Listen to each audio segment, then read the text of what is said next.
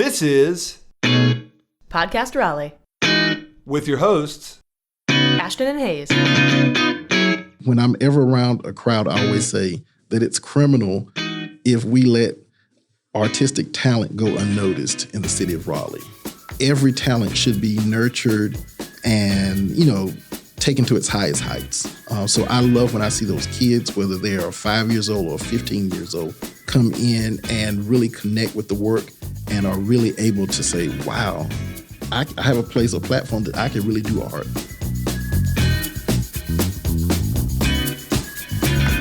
Welcome into Podcast Raleigh. In this episode, we talk to Dr. Paul Baker, Executive Director of CAM Raleigh and a lifelong teacher and student of art and history. We talk about the past, present, and future of CAM, the intersection of art and history, and CAM's efforts to continue to produce and support art in Raleigh and beyond. Dr. Paul Baker is a North Carolinian through and through, a native of Fairmont, North Carolina in Robeson County. He was educated at UNC, NC State, and North Carolina A&T, and some other places like Harvard and Cornell, and he's lived in the Triad and the Triangle. He currently leads CAM Raleigh, which has made it a goal not only to display art, but to help develop new artists and bring art to communities outside of Raleigh's city lines, including his home county. We spoke to Dr. Baker about these goals and about the operation and exhibits that go on display at CAM, but we started by asking him how he ended up in Raleigh. I ended up in Raleigh in going to NC State, getting my master's, and just fell in love with the city. Had visited as an undergraduate from UNC and just fell in love with the city. My mom went to Shaw University, class of 57, and she always talked about Raleigh being a great city. So in that, I caught the bug, and I found that Raleigh was a good place. And actually got my first job in Raleigh as a curator at the North Carolina Museum of History many moons ago, and later served on their board. I was appointed by Governor Perdue. So that's my love story with Raleigh. That's wonderful. Where was home before that? Home is a small town, Fairmont, North Carolina, in Robeson County. The major landmark is UNC Pembroke. It's about 15 miles away. So we have a very diverse community there, but that's where I really got my start in art and love of art. My art teacher from elementary school until high school was Nala Chamberlain, and I took private art lessons under her, and that's how I really got my interest and love in art. And then having parents that took me to museums in Raleigh, Durham, D.C., and other places, I really got my love of art and museums at a very early age. Pardon my ignorance, but I read about Robeson County being a relatively poor county comparatively, right? Yes. And what was it like to try and find art there? Was it still pretty robust? It's in pockets. We have a large Native American population, the Lumbee tribe, which makes up almost 40% of the community population in the county. And we have a strong heritage and history in tribal art in that area, as well as artists that are in their own pockets and own communities there. There's a strong African-American art experience there, and I'm seeing it's really coming back to be really something there. CAM is actually partnering with Robeson County now to do an exhibition for underrepresented counties. We're being funded by Wells Fargo, and it's called CAM Engaging Rural Artists. So we're excited. We're going to show 31 artists from Robeson County this coming spring in April. So we're getting that started. So each year from now until, we will show an exhibition of artists from underserved counties, given that platform. So we're excited because that gives a lot of emerging artists who may not have the demographic to show their work on a wide range this opportunity here to show at CAM. And how will the artists be selected? Robeson County, they did a large exhibition of artists. I think it was 101 artists that showed their work at the county library. So we went down along with our curator, Raj Bunag, and jury down to 31 artists. And those artists that were not selected will show at the Robeson Art Guild there. And in addition to that, we have gone down to do we're doing our third workshop on artist development to show artists how to select the right gallerist, select the right framing, looking at contracts, all of those pieces there. And we were able to connect with a great agency down there called Art Space Red Springs, which is a small town adjacent to Lumberton. And they have created I think it's like an 8,000 square foot space for artists in residence, gallery space. They've redone and reconstructed the opera house that was next door. They're bringing in a frame shop. They've engaged an attorney to help artists. So it's becoming an artist enclave in this small town that was once a village for people that wanted to escape rough weather, other places. They're so very interesting Absolutely. start and story in the arts for that county. Yeah. Okay. And so I can see the easy selection for Robeson County in this situation. In the future, how will counties be selected? Counties will be selected it's very good to have an arts council or an arts agency that serves as liaison, that they can kind of pull those artists in those communities as gatekeepers.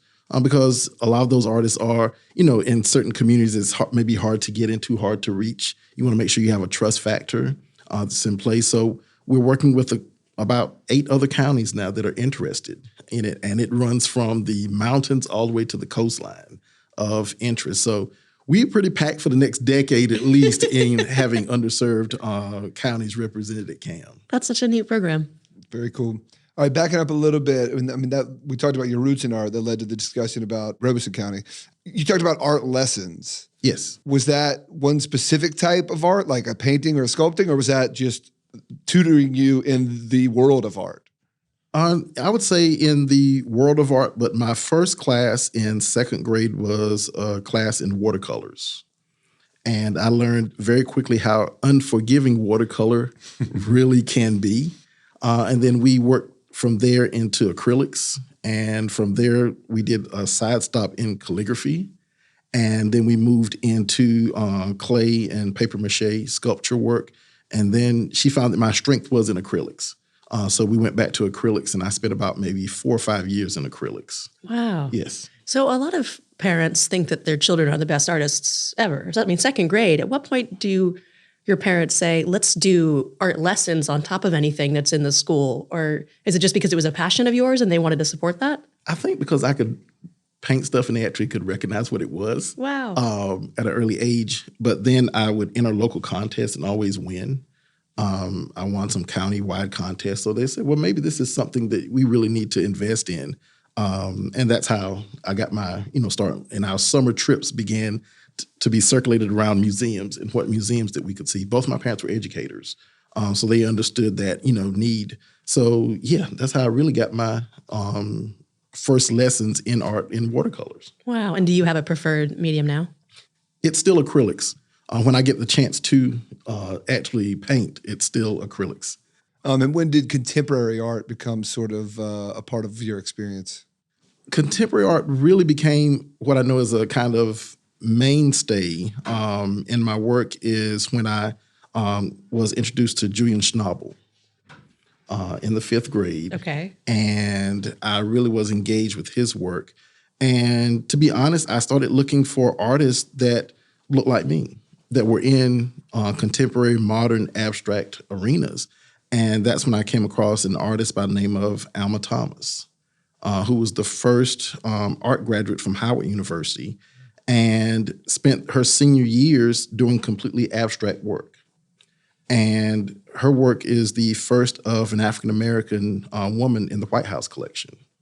And that was an amazing opportunity there for me to really look and engage in abstract modern work that was done by somebody that was African American. So that those two people as artists were really my turning points to introduce and then to fine tune my interest in modern art. That's so cool. And did you think at that time that you and I don't know how you define yourself now. I know you as the head of CAM. Yes. But do you? At what point did you think being an artist who produces art versus somebody who works in the business of art? Great question. I found myself in my very first job, actually, as the university archivist at Fayetteville State University, which had a small collection as well. And, in retrospect and going back visiting, there were not a lot of artists from underserved communities that were represented, whether it's color, sexual preference, all of those things. There weren't a lot of artists that were represented. So I found that it was more important for me to be a person on the other side of the table to support artists, especially emerging artists, to support artists and try to get them on the walls of museums and galleries than to be an artist. So that's when I kind of shifted, put on a different hat, and went and got my master's degree from NC State in public history and museum studies. Okay, so you've got a little bit of art pull, and you've mentioned history a couple of times now. Have you always had a push-pull between the two? A push-pull has always been there. Even as, a kid, I was always the one that was dragging through old furniture and dragging through old photographs, trying to find what the history is. My parents forced me to read encyclopedias when I was little from front to back. Okay, they were you finished educators, A. Weren't they? Yes, you finished A. Okay, here's B. You finish B, here's C. So you learn to, be, well-versed in a lot of history that way. But Do you play trivia? Can I put you on my trivia team? Of course, I'll be there. I will definitely be there. I think that history and art has a really good intersection. I learned that at the North Carolina Museum of History when we were collecting and getting ready for the Thomas Day exhibition. And Thomas Day was an African-American, free African-American who was a furniture maker from Milton, North Carolina. By the 1850s, he had the largest furniture making business in the state of North Carolina and was producing a third of all the furniture in North Carolina. He produced early work furniture for the state capitol right down the street, as well as for UNC, Chapel Hill, their early furniture there. Amazing work, and I saw the intersection of history, but then I saw the artistic work in his design, that it was very different, very modern for the time period, where it could be timeless even today. So I think he was another turning point for me in looking at his work, discovery, and seeing that the two really had, a good intersection together. And that even gets into a little bit of craftsmanship and industrial design and that side of the world. Definitely. And as an undergrad in art, we had to take art history. So Bauhaus design was really one of my interest areas, and always finding those streamlines and modern takes, even when it didn't seem like the time period, suggested it. I found a pretty good, I think, comfy place in the intersection of the two. That's wonderful. Tell us something about the organization you lead now, CAM in downtown Raleigh. As obviously you weren't there from the beginning, but as a student of history, I have no doubt that you are well aware of its history. So tell us a little bit about how long it's been there. Has it always been what it is now? Just give us a brief history of it. Great question. CAM started as the City Gallery right here on Fayetteville Street about 40 years ago, and almost outgrew the space and found the opportunity to move into what is now the Warehouse District about maybe almost 30 years ago. At that time, CAM was a pioneer in moving into that area because there was nothing literally over there. And, to set up shop, I'm sure that the ones that were engaged in the inception and the movement of CAM to that area, a lot of people look and say, well, what are you really doing? But that shows the foresight of those individuals in moving it to that area, because now it is the area to be in. And a lot of the movement of downtown has shifted to that area. So I'm very proud of those persons that were engaged enough to see, okay, we can move in this area and it would really be great. CAM is a non-collecting museum, and that has some perks in it that we don't have to worry about taking care of a huge collection. Before I came to CAM, I was at the University Galleries as director at A&T. We had a collection of about 5,000 to 6,000 pieces. And it is hard to take care of a huge collection, a very, huge collection. So in moving to CAM, it was a little bit of relief in not having to worry about the space issue, temperature, all of those things for storage areas. But I do miss the opportunity to have people to come in and say, well, could you pull this piece? Because I'd really like to see this piece there. So there are ups and downs, but with a non-collecting, but definitely I would say that it's definitely a good thing for CAM because we have more space for more galleries to show more artists. I don't think I realized you could go into museums and ask them to pull out a piece that's not on display. Yes, there's certain people could. You probably can at a lot of museums in town. I'm sure the average person off the street. And what would you say is the mission of CAM? Like, obviously, displaying art at its base, right? Yes. But it's bigger than that. Yes. What do you see as the mission of CAM? The mission of CAM is to show both emerging and established artists, but we show living artists. So that's a caveat of CAM's mission. A lot of people don't know we show living artists. Me either. And after that, arts education is a huge component of what we do. We want to make sure that we can go to underserved communities and provide arts education for K-12 there. So that's another piece of it there.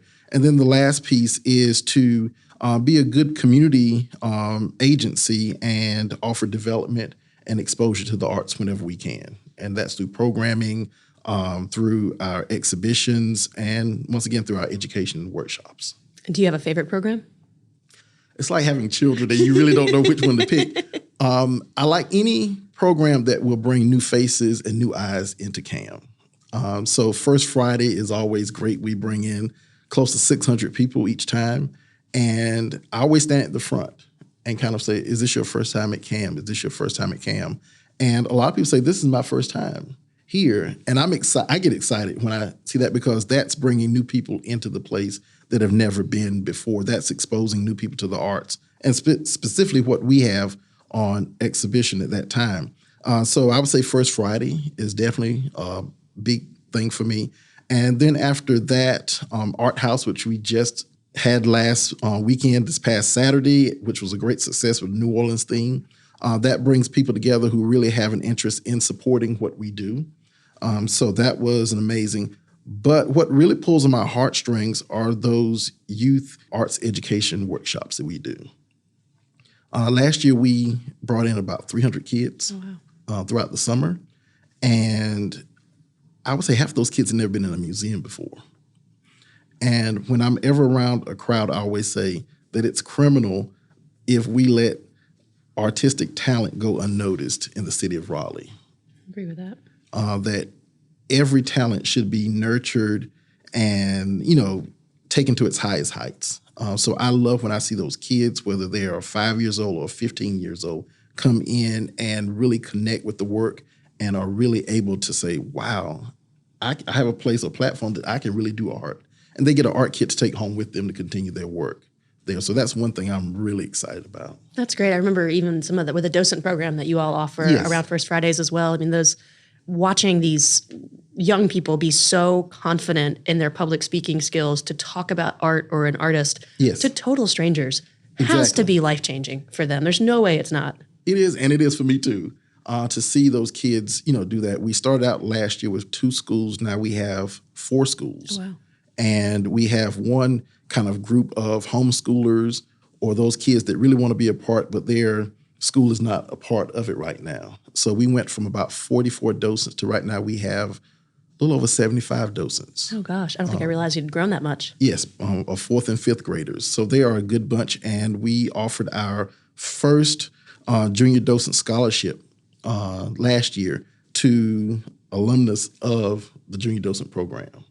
So we were excited about that. And we use that as a way to bring in more kids. Hey, this is a free opportunity for you to gain all the service, leadership skills, love of art, meet artists, all those things. And you get the opportunity to have a scholarship at the end.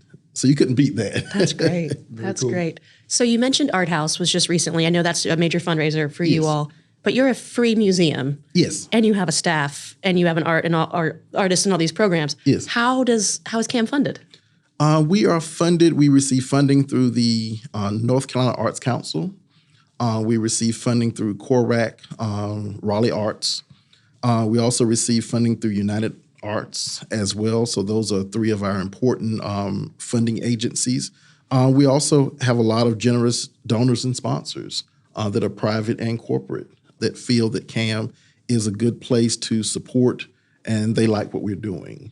So we are very, excited about that. And we have a very engaged, supportive board as well. So that's kind of the makeup of what we do. And then we do have memberships. Okay. We have 3 affinity groups, 2 that are brand new. We have our Bees organization, which is the Betty Eichenberger Adams Society for women who love the arts. We have about 55 members in that group. They've been in 10 years rotation. This is their 10th year. We have 2 new groups, the Men's Collective, which is based on men who are interested and love art as collectors.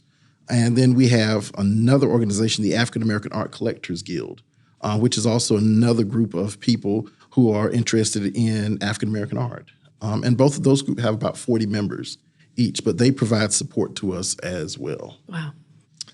How do you pick exhibitions? Like you said, you're non-collecting, so you're always bringing new stuff in there. Yes. And I mean this on two fronts. One, like, how is the decision made of what to be? Is it your discretion totally? But then the second part is also, like I've started working at a theater, and I never even thought about the process of how movies end up on the screen or how bands get there. So like, truly, what does the process look like for booking artists? Are they coming to you with offers? Are you scouring and looking for the best ones? Like, what is the process look It's like? about 50-50. Yeah.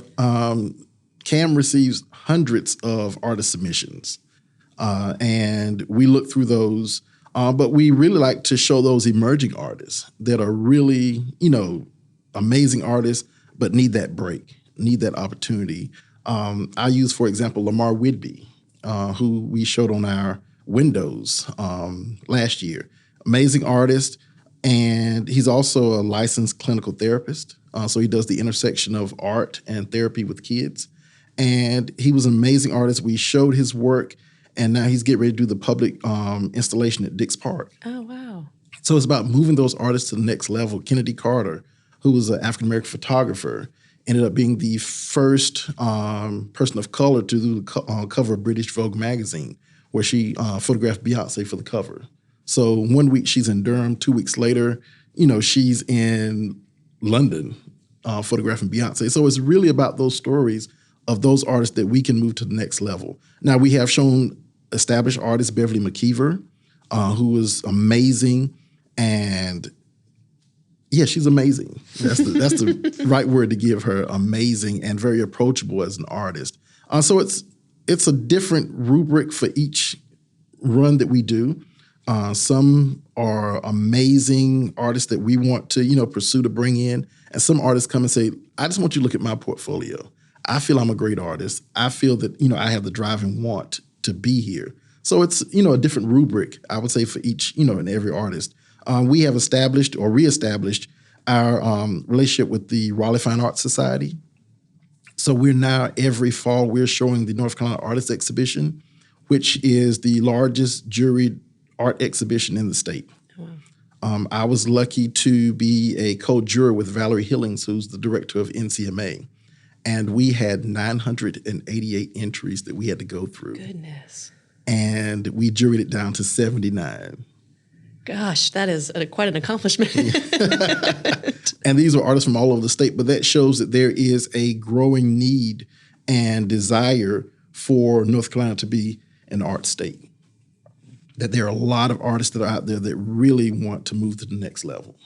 And so when you think about the submissions that are coming in and the artists that you are interested yourselves in bringing in, and the role of contemporary art and CAM in that, thinking about social issues, political issues, those kinds of things, is there ever a desire to avoid some things or really lean into other social issues that are happening?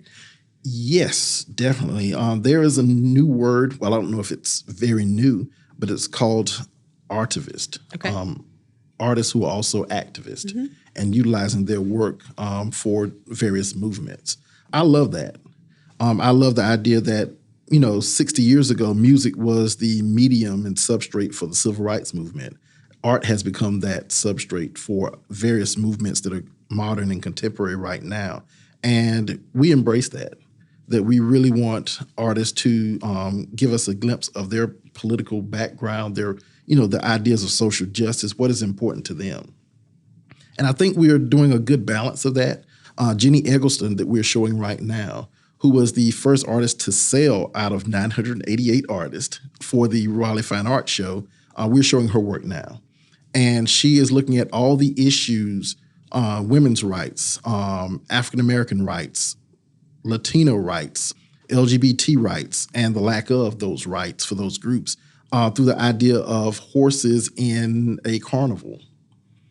And I'm going to just leave it at that because I want people to really come and see it. But it is amazing in how it's, in your face, but then it's also, it draws you in because of the beautiful painterly quality in her work.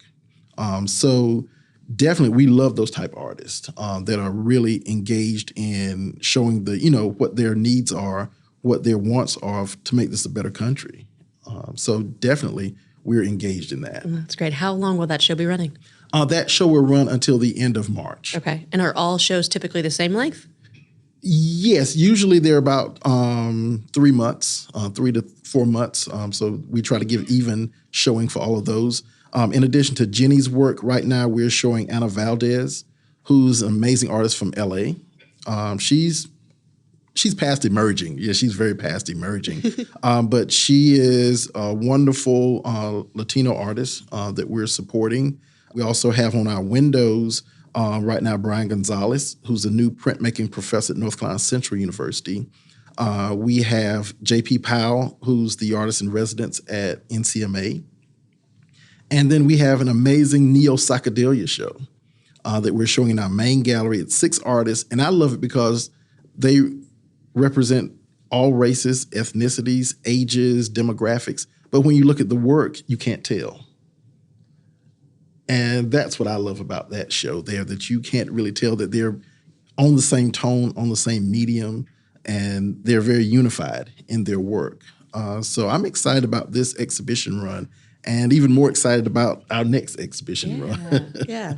I've been to CAM, it's probably been too long, but what's the layout and do you try and keep the right balance of, obviously there's some art hanging on the walls, paintings, photography, but then there's all kinds of, because it's multimedia and you can be walking around and seeing all kinds of stuff. Yes. Is it always, do you try and keep the same kind of balance with like paint art versus photography versus physical versus digital stuff? We try to keep a good balance. We never want to have the same medium throughout. We always mix it up with some element of three-dimensional work. Anna Valdez has three-dimensional work in her placement, as well as multimedia work. Within the neo-psychedelia show, there's crocheted sculptures. There's huge cone-shaped structures that are there that are amazing. Brian Gonzalez is a printmaker, so we see that kind of new element that's there, as well as traditional painting that's there. But we really want to make sure that we are representative of our communities every time we show, whether it's the background of the artist or what we're showing as their substrate. Tell me more about neo-psychedelia.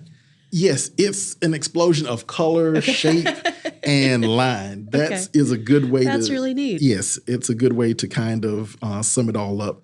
These artists are, like I said, they range in age from probably 20s to 60s. And they represent several different ethnic backgrounds, demographics. But it's amazing how they all have embraced color in the same way. Not a term I'd heard before. Yes, so you have to come and see it. I hope everyone comes see it before it closes at the end of next month. Okay. I'm more of a vintage psychedelia guy, Okay. not neo. No. It's a contemporary art museum. No. And now, I know we won't have time to do specific questions on every art exhibition, but in something like that, do you tell 6 people, hey, here's the topic, we want your submission, and they know it's going to be melded with other people's art, or do they all know and are coordinated and working on it sort of together? I'm an individual, I'm doing this, what are you doing? How does that come together? Yeah, our curator, Raj, came up with the idea. I came up with the idea of having something color, vibrant in the space. And he came up with the idea and pulled some artists together that had recently submitted or previously submitted or had not even submitted yet. So it was a roundabout kind of jabberwock of artists that were pulled together. And it worked out well. It worked out very well. And I could not have asked for a more color-shocking experience when you walk into CAM. Okay, well, now I have to come see it. You have to come I feel like I see walk it. by all the time. Definitely. We talked earlier about your building and the vision of the people who purchased the land there. And obviously you're skilled at what you do. If you and your curator and the rest of your staff had a space somewhere else, you could obviously still do great art. But how important is downtown and CAM's sort of relationship to that area and what it's become now? We're learning that strength and location are two of our strengths. Our location is a strength. Our building is a strength. Where we're at in the warehouse district is a strength. We're located right next to the train station. Yeah. For our First Fridays now, we have groups of people that are traveling in from Greensboro to come to First Friday, enjoy, get a bite to eat at a local restaurant, and get back on the train and go back to Greensboro. Wow. So we're becoming that kind of regional arm's length, kind of place that, people not just in the Triangle area are experiencing, but people outside of that perimeter are starting to experience. So I'm happy about that. Also, too, I'm a very large component of access to art through public art. So last year we started doing exhibitions on our windows. So if you ever drive by CAM day or night, you can experience art on our windows. And through the generosity of our Bees organization, we've enlisted Taylor White, who's a local amazing artist, to do a mural on the back of our wall. Because we realized that when trains are coming into the city, CAM is one of the first things they see. Sure. Yeah. So we want to make sure that people understand that this is an arts-centered city, that there are strong arts, programs here. There are strong artists that are here. And what better way than just to show it the first thing they see when they come in? So I feel that all of those things will continue to make CAM a growing organic machine that will foster the love of art for a lot of people. And is that mural already underway? I mean, you are really sort of a welcome in a lot of ways from the train station, especially from an artistic perspective. Definitely. And we want to continue that.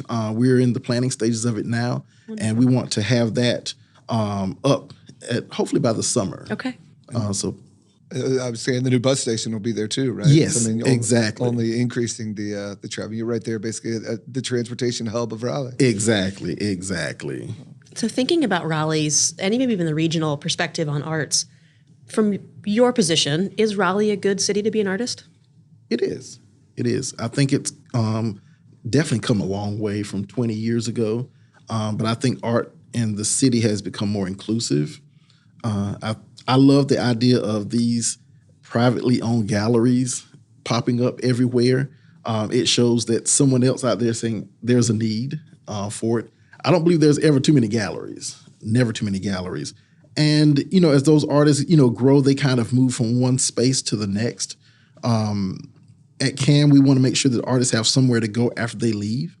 So we've worked with other galleries in Raleigh and in Durham, say, okay, this is an opportunity for you after you leave CAM if you'd like to show your work again. And artists have taken us up on that. We've had about 7 artists in the past year that have taken us up in showing at another place, one of our partner museums or galleries.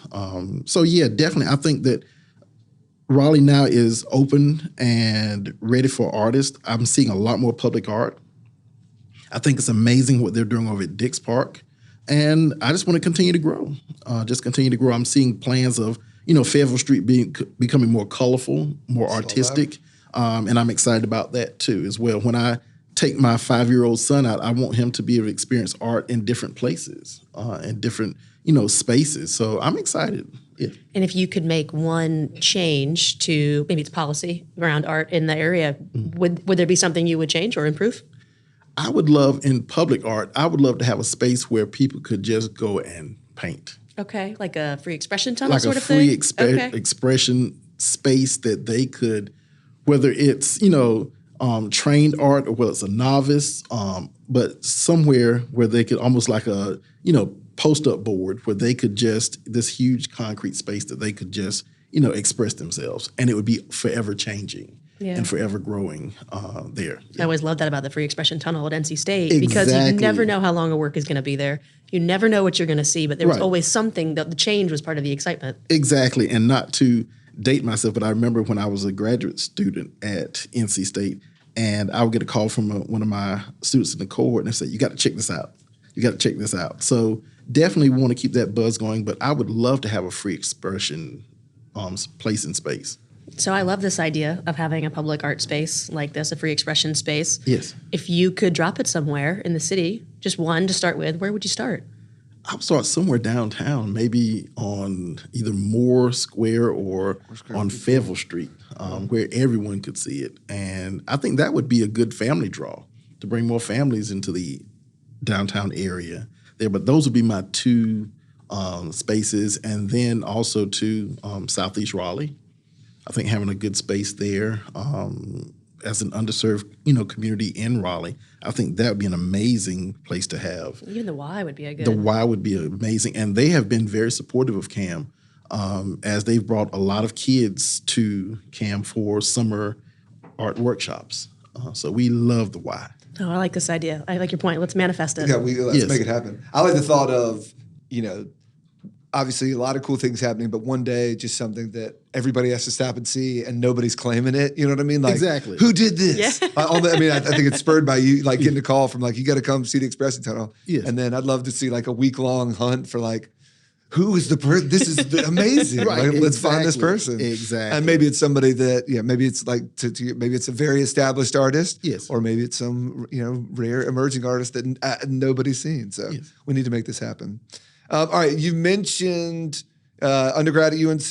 Yes. Got a master's at NC State. Yes. I seen you, and then I think some school maybe at A&T as well. Yeah. Did a PhD program at A&T in education and policy. And then you've done some other places, including I think Harvard and some other stuff. Did the MDP at Harvard. But they're not in North Carolina, so Right, that exactly. didn't concern me much. But I've seen you worked at both NC Central and at A&T, correct? Yes. All right. So I don't know if you're a sports fan. Ashton and I are both sports fans, but even taking sports out of it, UNC and NC State are rivals in a lot of things. Central and A&T, I know, are rivals in a lot of things. They have an Aggie Eagle Classic. How do you survive on both sides of these rivalries? Do you claim anybody, or do you use that as like a whoever wins, I win type thing? With UNC and NC State, usually for basketball, I am strictly UNC. Okay. So I'm on that side. Okay. And for football, I'll do NC State. Okay. So You got to find a balance. You got to find a balance. Yeah. Central and A&T, usually you sit where your paycheck comes from. But with them, I'm a love of MEAC sports. So definitely on either side, I'm good there. But I have to, my godfather graduated from A&T, and so I love A&T. And a little people don't know that A&T was actually founded in Raleigh. For the first 4 years, it was on the campus of Shaw University. Where you mentioned your mother also went, so you probably got some loyalty there, exactly. too. Our producer, Megan, knew that because I heard her say it off there. So we got somebody smart in the room, smarter than us. Definitely. So that's how I handle it, very gingerly. But yeah, definitely, I love A&T as, an alumnus of the institution and the great history it has. And Central has a, very equal history as well. Very much so. I just thought it was funny looking at your resume, seeing you on both sides of two of biggest North Carolina's, biggest rivalries. Exactly. Not to downplay all your other education, but we're interested in the rivalry. Right. You mentioned obviously going to museum with your parents. You mentioned taking your kids to see art. Yes. I imagine that's on top on the list of things that you do in your leisurely time. Yes. What else do you do for fun? I love to read. I am an avid reader. I got that from my mom. So I try to read at least one book a month. Also, too, I love cooking and historic preservation. We're now restoring a 1919 Italian Renaissance home in Lumberton, in the county I grew up in. And my goal is from there to turn the carriage house into a small gallery space for artists, and the upstairs for artists who might want a time to, have a space that they can do some work there as well. Kind of, I hope, my way of giving back. We've done a couple of plein air workshops there through the North Carolina Arts Council, and I want to continue to make it a artistic hub in that town, in that county. That's quite an undertaking. Given your full-time job in Raleigh, especially. Definitely. But I love, on weekends when I get a break to go down and, we're painting, we're, refinishing. So you're doing a lot of the work yourself. You're doing a lot of the work ourselves. And it's beautiful woodwork, craftsmanship. You don't really see that today. But yeah, I'm really enjoying something that I can see moving and changing. And a little bit of story behind that, my great-great-grandfather actually was one of the African-American bricklayers on that home. Oh, wow. So that makes it even more special. Yeah, how'd you come to find that out? Through stories, and always, drove by the house growing up. And he was a bricklayer that did a lot of the churches in the area. But definitely, we rode by the house, and when it came up, we had to get it. I thought it was a way to, showcase, an artisan's work that, probably never thought that it would be, owned by a member of his family there. So when I see my son running through there, I was like, wow, his great-great-great-grandson is running through this house that he laid bricks on in 1919. Wow, it's powerful. Yes, Wow. Definitely. Yeah, okay, so doing a lot of this home repair work, cooking, art, I can see there's a lot of creation in your life. Yeah, a lot of creation. I work on that in coffee. So yeah, I love to create. I'm starting to see that in my son. He loves to create out of found materials. At the age of 5, Wow. He's creating always there. So I hope that's a gene, a trait that I'm passing on to him as well. But yeah, definitely those things, repair work, historic preservation, reading and cooking are on the tops of my list. That's wonderful. Yeah. We really appreciate your time. Thanks you for everything you're doing at CAM and for our city. Oh, great. Thank you. And I look forward to making, on our end, Raleigh a great art city. Yeah, thank you. And how can people get more involved with CAM or learn more? Great question. You can check us out on social media. We have a really vibrant Instagram page, CAM Raleigh. We also have a very strong Facebook page, CAM Raleigh. And our website has all of our information for upcoming events, www.camraleigh.org. We have a great Juneteenth series of programs that are coming up in June. We also have a great series of programs centered around art and fashion at the end of the summer as well. So those are going to be some great things. And we look forward to an amazing artist exhibition in our next round. We'll feature Samantha Everett, who's an African-American photographer, Jalen Jackson, who's a North Carolina A&T graduate, and he's currently the inaugural HBCU Artist in Residence at Art Space, a couple of blocks over. And we're going to show the Robeson County art exhibition that has been funded by Wells Fargo. It's an exciting year. A lot to see. Wow. Well, I look forward to checking it out. Thank you. Definitely. Thank you. Thanks for listening to Podcast Raleigh. Review us on your favorite podcast app. If you like this episode, share it with a friend.